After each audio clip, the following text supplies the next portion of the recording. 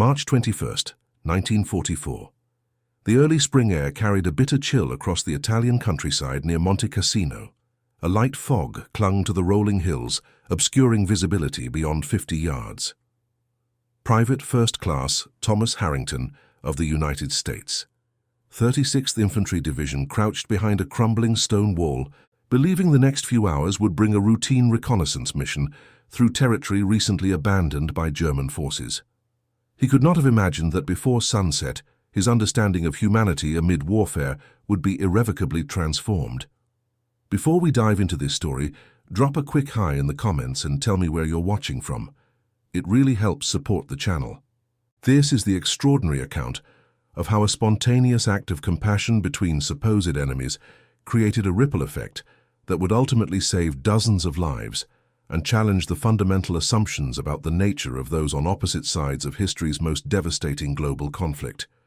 The Italian campaign had been brutal for both Allied and German forces.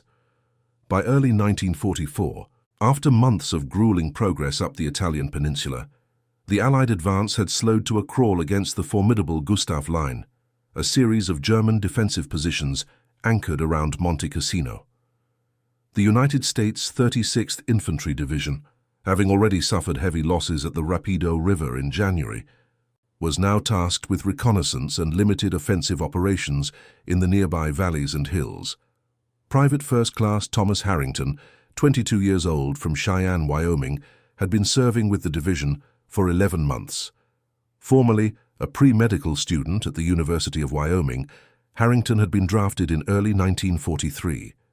His commanding officer, Lieutenant James Whitmore, recognized Harrington's intelligence and attention to detail, often selecting him for reconnaissance missions that required careful observation.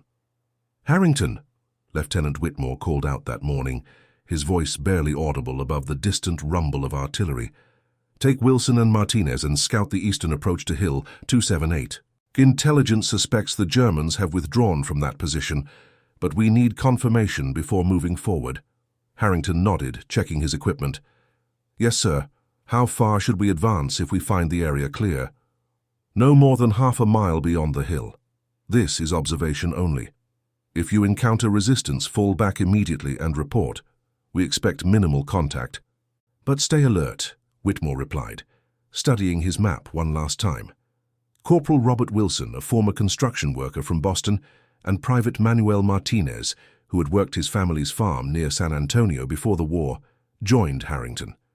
The three men had developed a tight bond over months of shared hardship. "Another scenic Italian hike," Wilson quipped, adjusting his helmet. Martinez smiled thinly. "At least the weather's clearing. I hate reconnoitering in the rain." The small squad departed at 0700 hours, moving cautiously through abandoned farmland toward their objective. The landscape bore the scars of war: collapsed stone buildings, shattered trees, and fields torn by artillery. Yet somehow, amid the devastation, signs of spring emerged. Wildflowers pushed through the soil, and birds called in the distance, oblivious to human conflicts. After an hour of careful movement, they reached the base of Hill 278 without encountering any German forces. The hill itself was largely barren, except for scattered boulders and a few stunted trees, offering minimal cover. "Looks clear," Wilson whispered, scanning the hillside through his binoculars. "No movement that I can see." Harrington nodded. "We'll proceed up the eastern slope in stages.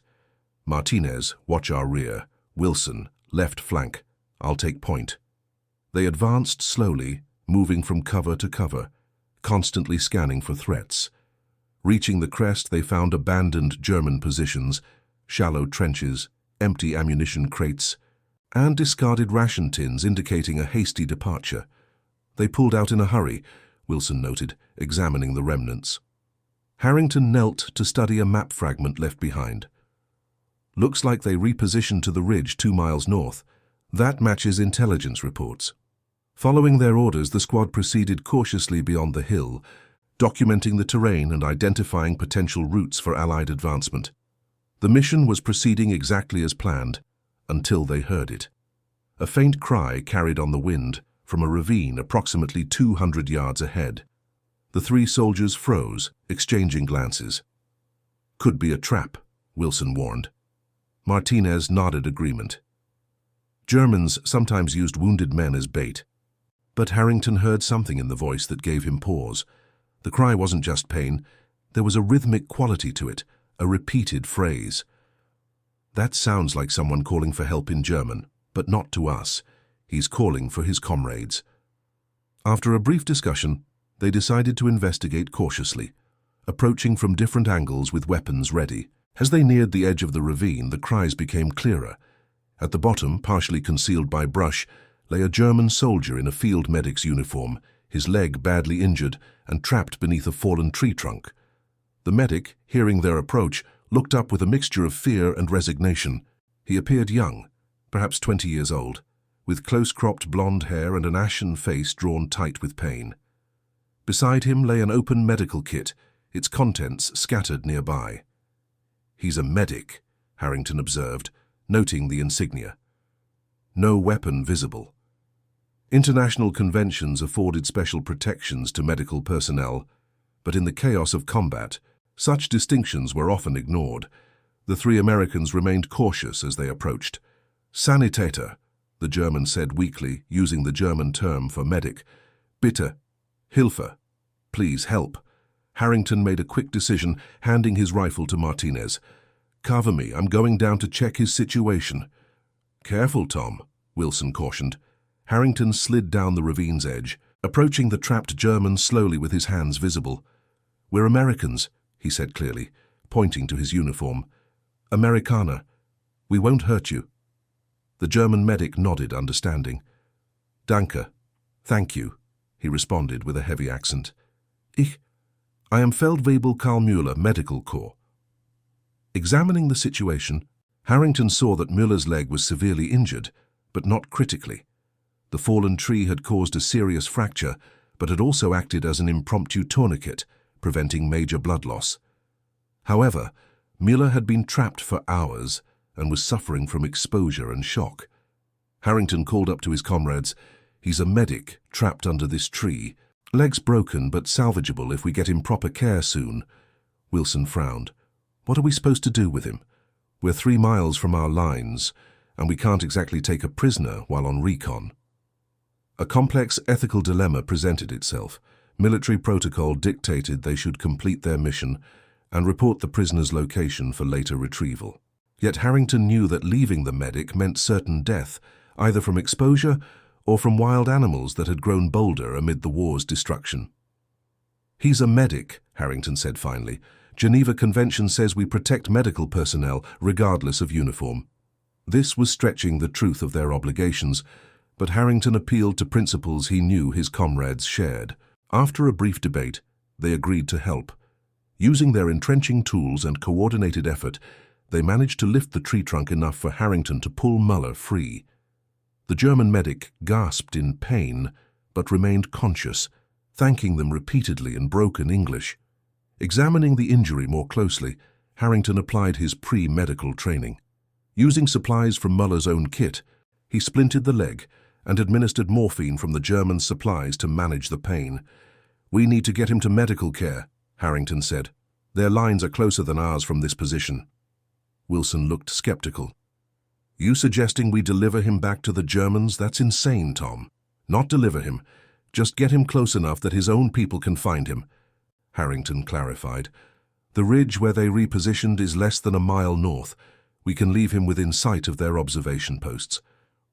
After consideration, Lieutenant Whitmore had emphasized completing the reconnaissance mission as the priority, but had also instructed them to use their judgment in unexpected situations. This certainly qualified. "I'll carry him," Harrington volunteered. "You two can provide security and complete the terrain observations we need." Despite their reservations, Wilson and Martinez agreed. Harrington hoisted the German medic onto his back in a fireman's carry, and they began the arduous journey toward the northern ridge, where intelligence placed the new German defensive line. Müller, drifting in and out of consciousness from the morphine, murmured thanks and occasionally shared fragments of his life before the war. Through labored breaths and broken English, he told Harrington he had been a medical student in Heidelberg, that he had a fiancée named Anna waiting for him. that he had joined the medical corps because he believed in saving lives, not taking them. "I never want to hold weapon," Muller said during a brief rest. "Only bandages, medicine, fix soldiers, not break them." Harrington found himself nodding. "I was studying medicine too before all this, at Wyoming University." Muller's eyes brightened slightly through his pain. "After war we could be colleagues, yeah? American doctor, German doctor, same Congress, sharing research." "Maybe so," Harrington replied, surprised at how natural the conversation felt despite everything. As they approached within half a mile of the German positions, they needed to proceed with extreme caution. Finding a sheltered depression with good visibility, Harrington gently set Muller down. "We can't go closer without risking our own safety," he explained, "but we'll signal your position to your comrades." Muller nodded understanding, his face drawn with pain but his eyes clear. "You saved my life.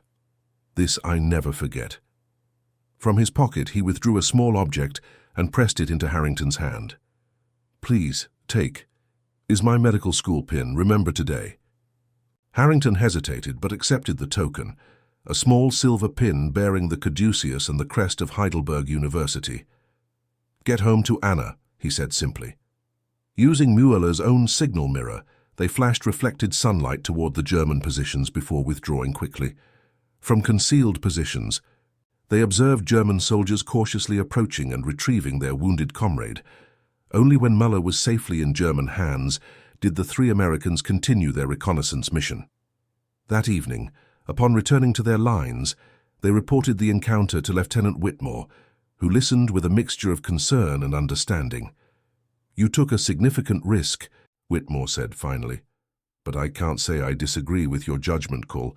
The medic was non-combatant personnel." Harrington nodded, relieved the lieutenant understood. "Thank you, sir." "Just don't make a habit of rescuing enemy soldiers," Whitmore added with the ghost of a smile. "We have enough of our own to worry about."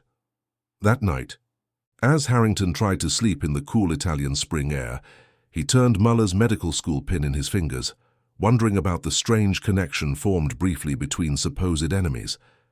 He could not have imagined how significant that connection would become the very next day. Dawn on March 22nd broke with the distant rumble of artillery. Intelligence had misinterpreted German movements. Rather than a withdrawal, the enemy had been repositioning for a counterattack, which began at first light. The 36th Division found itself defending against a determined German assault aimed at reclaiming Hill 278 and the surrounding area. Harrington's company was deployed along a defensive line at the base of the hill, hastily digging foxholes and preparing fighting positions.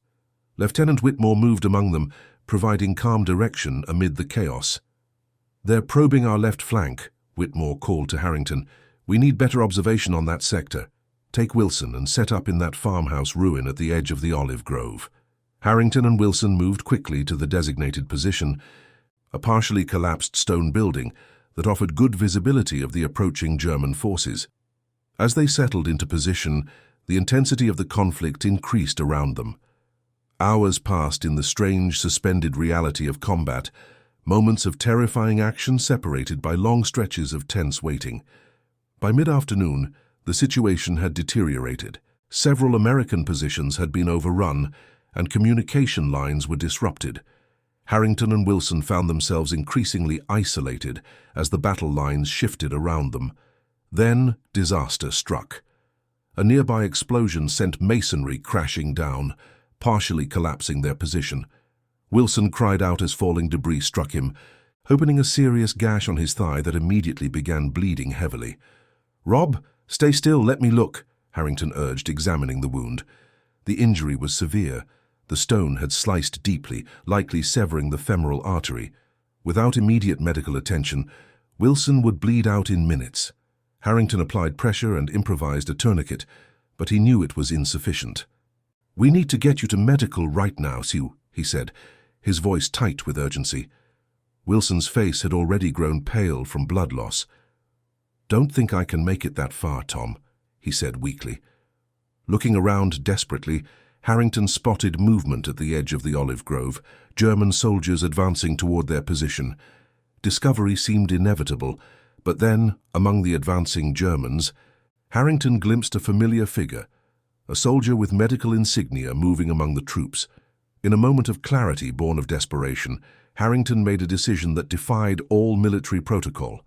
Removing his white undershirt, he tied it to his rifle and raised it above the ruined wall, a universal signal of surrender or truce. "What are you doing?" Wilson gasped. "Getting you medical attention," Harrington replied, his eyes fixed on the approaching Germans. The German soldiers spotted the white flag and approached cautiously, weapons trained on the ruined farmhouse. When they were within 30 yards, Harrington called out in his limited German, "Medic! We need a medic! Sanitator, bitte!" The German medical personnel conferred briefly with an officer, then approached while the other soldiers maintained their distance, weapons ready. As the medic drew closer, Harrington recognized him immediately, Feldwebel Karl Müller, his leg now properly bandaged and supported by a walking stick, moving with determination despite his injury. Müller's eyes widened in recognition as he reached the farmhouse. "You, American from yesterday," he said in halting English. "My friend is badly hurt," Harrington explained urgently. "Femoral artery. He has minutes without proper help." Without hesitation, Müller knelt beside Wilson, examining the wound with professional efficiency. Opening his medical kit, he began work immediately, applying proper clamps and dressings with practiced hands. "Hold here," Müller instructed Harrington, guiding his hands to maintain pressure at specific points. The two worked together for precious minutes, speaking the universal language of medical procedure. The German officer called out impatiently, but Müller responded sharply in German, and the officer fell silent, allowing the medic to continue his work. "I stabilize him now," Müller explained to Harrington, "but he needs surgical attention soon." Wilson had fallen unconscious, but his breathing remained steady. Müller administered plasma from his supplies, then prepared a proper stretcher, using a door that had fallen from the farmhouse. "What happens now?" Harrington asked, acutely aware that they were technically prisoners.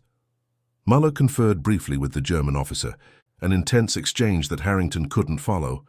Finally, Müller turned back. "You saved my life yesterday. Today I save your friend. Now we are even," he said. "My officer agrees to medical evacuation for your wounded." Harrington was stunned. "Both of us?" Müller shook his head. "You are not badly wounded. By rules, you would be prisoner. But—" he hesitated, glancing at his commanding officer, who stood a short distance away, deliberately looking in another direction. "If someone were to become separated during the confusion of evacuation, this sometimes happens in war, yeah?" Understanding dawned on Harrington. Müller was offering him a chance to escape, while Wilson was evacuated to medical care. "My field hospital is 4 kilometers behind lines," Müller continued quietly. "The best surgeon in our division works there. Your friend will receive proper care, I give my word. You can go now, while we prepare evacuation. I will tell others you were separated during the encounter." The German officer called out again, more insistently. "Go now," Müller urged. "Northwest 200 meters. There is drainage culvert that leads toward your lines. Americans were there this morning." Harrington hesitated, torn between staying with his wounded friend and taking the offered escape. "How will I know if he survives?" Müller thought for a moment, then reached into his pocket and withdrew a small notebook. Tearing a page, he wrote something quickly. "This is name of our field hospital location. After war, you can find records." Bending closer to Harrington, Müller spoke more softly. "War makes us enemies, but medicine makes us brothers. We both took oath to preserve life." With a final glance at the unconscious Wilson, Harrington clasped Müller's hand briefly. "Thank you, I won't forget this." As the German medical team prepared Wilson for evacuation, Harrington slipped away as directed, making his way through the drainage culvert and eventually back to American lines. He reported that Wilson had been wounded and captured, but expressed confidence that he would receive proper medical care, without explaining exactly why he held that belief. The German counterattack was eventually repulsed, and the front stabilized once again. 2 weeks later, through the International Red Cross, word came that Corporal Robert Wilson was indeed recovering at a German field hospital and would likely be transferred to a prisoner of war camp once his condition permitted. The war continued its relentless course. Harrington served through the remainder of the Italian campaign and was later transferred to France following the Normandy invasion. He carried Muller's medical school pin as a talisman, a reminder that humanity could persist even in war's darkest moments. In April 1945, as Allied forces pushed into Germany itself, Harrington's unit liberated a prisoner of war camp near Frankfurt. Among the emaciated but jubilant prisoners was a familiar face, Corporal Robert Wilson, thinner and bearing a significant scar on his leg, but very much alive. The reunion was emotional. After the initial embraces and expressions of disbelief, Wilson shared his experience. "That German medic saved my life, Tom, no question about it. When I woke up, I was in their field hospital. He visited me every day until I was transferred to the prisoner camp. Told me you had made it back to our lines." Wilson reached into his pocket and withdrew a familiar object, a small silver pin bearing the caduceus and the crest of Heidelberg University. "He gave me this before I was transferred, said you would understand what it meant." Harrington stared in amazement, then slowly withdrew the identical pin from his own pocket. "He gave me one just like it, the day we rescued him from the ravine." Wilson nodded. "He told me about that. Said something I've been thinking about for months now. He said, 'In medicine, we are taught that the body knows nothing of national boundaries. Blood is red, bones break, and hearts beat the same in every human being. Why should our compassion recognize boundaries that our bodies do not?' The war in Europe ended just weeks later. Harrington, with his pre-medical background, was assigned to assist with medical services during the occupation and reconstruction period. In the chaotic aftermath, he made inquiries about Feldwebel Karl Müller, but records were scattered and incomplete. Many German medical personnel had been captured, while others had simply disappeared into the devastated countryside. Muller's fate remained unknown. Harrington returned to the United States in early 1946 and used the GI Bill to complete his medical education. He specialized in trauma surgery, his techniques informed by both American medical training and procedures he had observed in that German field hospital while visiting Wilson. Throughout his career, Harrington maintained correspondence with international medical organizations, always including inquiries about a German doctor who might have trained at Heidelberg before the war. 20 years passed. Harrington established a successful practice in Denver, Colorado, and became known for his work with veterans suffering from complex trauma injuries. In 1965, he was invited to present at an international surgical conference in Geneva, Switzerland. During a reception following his presentation, Harrington found himself engaged in conversation with a distinguished German surgeon who had pioneered several innovative techniques for arterial repair. "Your approach to vascular trauma is remarkably similar to methods we developed in Heidelberg," the German doctor commented. "Where did you train?" "University of Pennsylvania," Harrington replied. "But some of my techniques were actually inspired by procedures I observed during the war in a German field hospital near Frankfurt in '45. The German doctor's expression changed subtly. "You were a prisoner?" "No. I was visiting a friend who had been captured. A German medic arranged it, against regulations, I'm sure. He had saved my friend's life after I had helped him when he was injured." A long moment of silence followed as the German doctor studied Harrington's face intently. Slowly, he reached into his pocket and withdrew a small object, a silver pin bearing the caduceus and the crest of Heidelberg University. "Would it have been a pin like this one?" he asked quietly.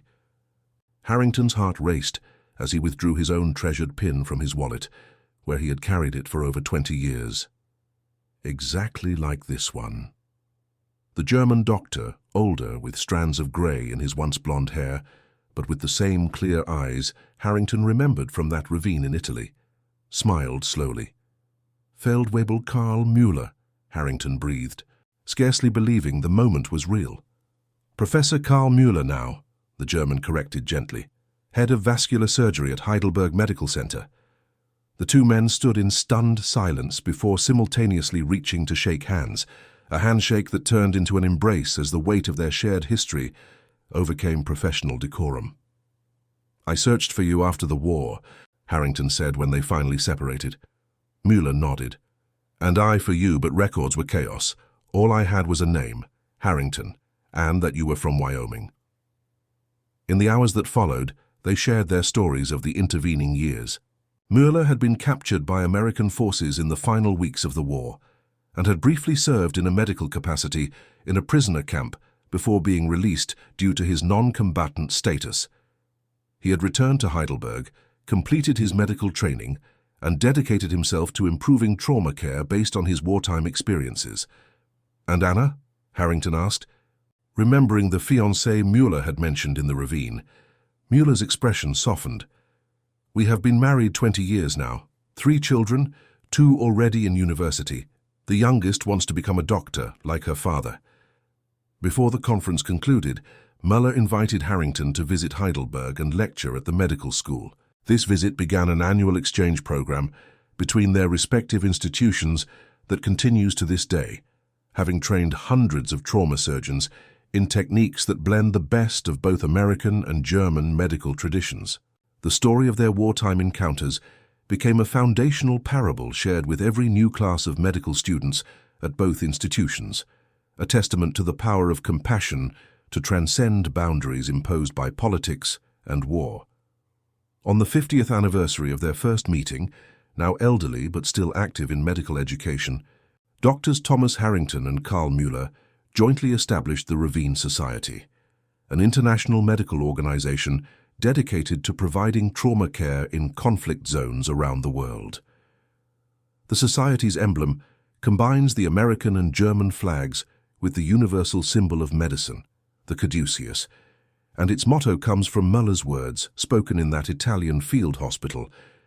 "In medicine, we are taught that the body knows nothing of national boundaries." To date, Ravine Society physicians have treated over 100,000 patients in conflict zones across 6 continents, saving countless lives without regard for which side of which conflict the wounded represent. Each physician who serves with the organization receives a replica of the Heidelberg medical pin, a reminder that even in humanity's darkest hours, compassion can build bridges that endure long after the guns have fallen silent. The legacy of that brief encounter in an Italian ravine continues to ripple outward, a testament to how small acts of humanity, amid the dehumanizing chaos of war, can ultimately save many more lives than were initially at stake. What began with a single American soldier carrying a German medic to safety blossomed into a global movement that continues to heal wounds, both physical and psychological, across generations and borders. And that concludes our story. If you made it this far, please share your thoughts in the comments. What part of this historical account surprised you most? Don't forget to subscribe for more untold stories from World War II, and check out the video on screen for another incredible tale from history. Until next time.